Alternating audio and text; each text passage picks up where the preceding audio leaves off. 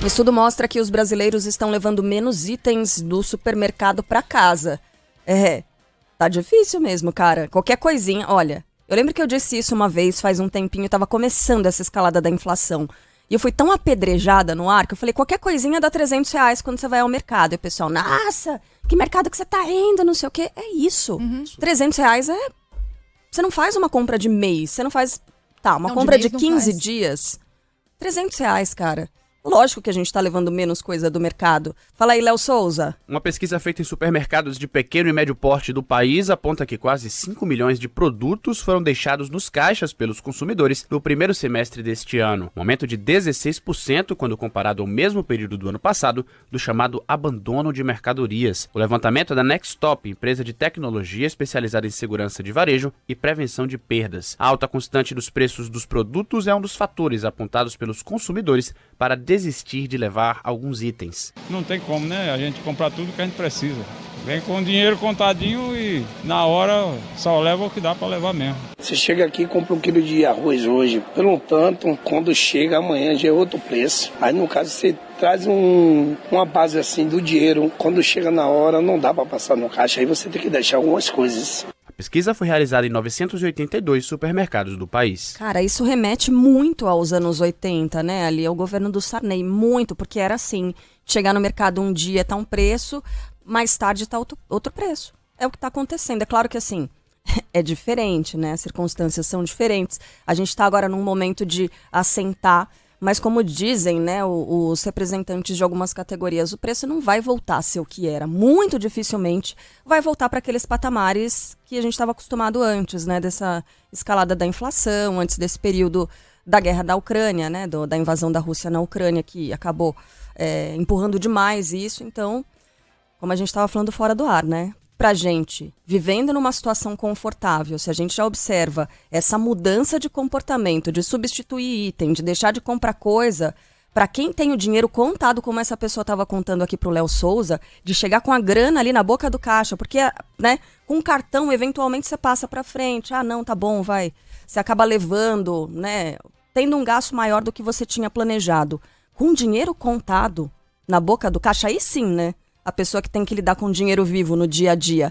Esse tipo de pessoa, para gastos de R$100, R$75, você ter que deixar coisa para trás no mercado, é muita humilhação. Carla, para mim o que virou o símbolo da inflação lá em casa, tá? No meu caso particular, foi aquele queijo que eu até citei aqui de R$125 o quilo. Quando eu olhei o preço de 200 gramas de mussarela, R$26, eu falei, que é isso? Achei que estava errado, e não estava. Aquele era o preço. Eu até falei no ar e muita gente mandou, peraí, a sua padaria deve ser em bairro de rico, etc. Porque olha na minha quanto está custando, queijo de marca boa, metade do preço.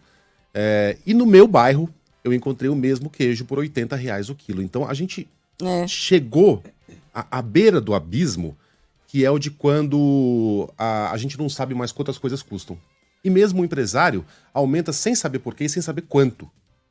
Eu não sei quanto que eu vou aumentar, porque eu não sei quanto que eu vou pagar para o fornecedor no mês que vem. Ele tem que estar sempre olhando para frente. E na dúvida, chuta para cima. E aí é bola de neve. Aí a inflação alimentando a inflação, a coisa sai de controle. E quando a gente vê, a gente está que nem a Argentina e a Turquia, né?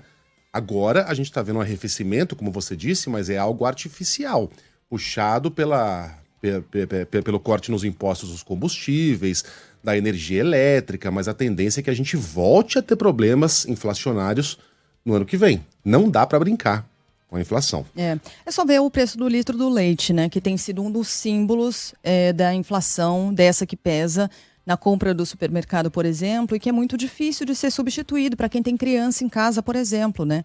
A gente está falando de 1 litro de leite, batendo a casa de R$10, dependendo do lugar, 7, 8, mas enfim, algo que subiu 80% no acumulado de 6 meses no ano. O que mais subiu 80%? 80%, uma paulada muito grande. E repetindo, né? Estamos aqui nós três falando, conversando com o ouvinte, uma parcela da nossa audiência também pode-se dizer privilegiada diante da sociedade brasileira, mas mesmo nesses casos em que sim, estamos numa condição privilegiada, dado o cenário brasileiro, ainda assim, mesmo nessa condição, mudando hábitos de consumo, trocando marcas, tirando itens do carrinho de supermercado. Então, se quem está nessa condição já precisa fazer isso, Que dirá quem recebe um salário mínimo, ou nem isso, para se alimentar. Gente, estou falando do básico, do essencial, de se alimentar. Na semana passada, queria dividir aqui com vocês uma experiência. Eu estava numa rua aqui no centro de São Paulo e eu fui parada por um senhor de aproximadamente uns 60 anos de idade. E foi exatamente no dia em que o presidente candidato Bolsonaro contestou os dados do IBGE de que o Brasil tem mais de 30 milhões de pessoas em situação de extrema vulnerabilidade, né, que passam fome. E exatamente nesse dia esse senhor, ele se ajoelhou na minha frente, na rua, e começou a chorar. E ele falou o seguinte: pelo amor de Deus, me ajuda. Eu tô há mais de um mês comendo miojo. Eu tenho 2 filhas. E a gente há um mês tem só 4 miojos. Foi tudo que a gente comeu nesse mês. Eu não consigo comprar arroz. Eu preciso comprar arroz. E eu não tenho botijão de gás, moça. Olha as minhas mãos. Estão queimadas porque eu tô cozinhando no álcool. Aquilo me chocou tanto e me machucou tanto. E eu falei, tá aqui. A cara da fome do Brasil na minha frente, ajoelhada na minha frente. Esse é um Brasil bem real. E que conversa com todos esses preços. Quando a gente fala de um estudo, dos números, olha a cara desses números. Olha que pancada, né? Que pancada. É muito triste, minha gente. Quando a gente olha a cara da fome assim, né? É de partir o coração. Então é muito mais do que número, esse número tem cara. E que preocupante a situação, né? Quando a gente fala, arrefeceu, vai dar uma aliviada o preço do litro do leite, tomara. Mas a inflação para o mais pobre tem sido muito cruel. Muito cruel. Deverson mandou mensagem pra gente dizendo que em BH, sim, já começou a cair o preço do litro do leite, que ele compra e de fato já dá pra perceber essa diferença. Não foi a única pessoa que mandou mensagem, né, Sheila, nesse sentido, mas bastante gente passando, como você disse, por necessidade de cozinhar usando álcool. Cara, a gente não sabe o que é isso, né? Pelo menos não a grande maioria das pessoas que estão acompanhando aqui a programação. E tem uma outra mensagem que chegou aqui do Márcio Augusto. DDD 98 é de onde, gente? Eu não sei. Qual? 98. Manaus. É no Amazonas, né? Não? Deixa eu ver, ele vai escrever. Porque Falo o nosso já ouvinte, pra você. Ele tá mandando pra cá, qual é a cidade dele.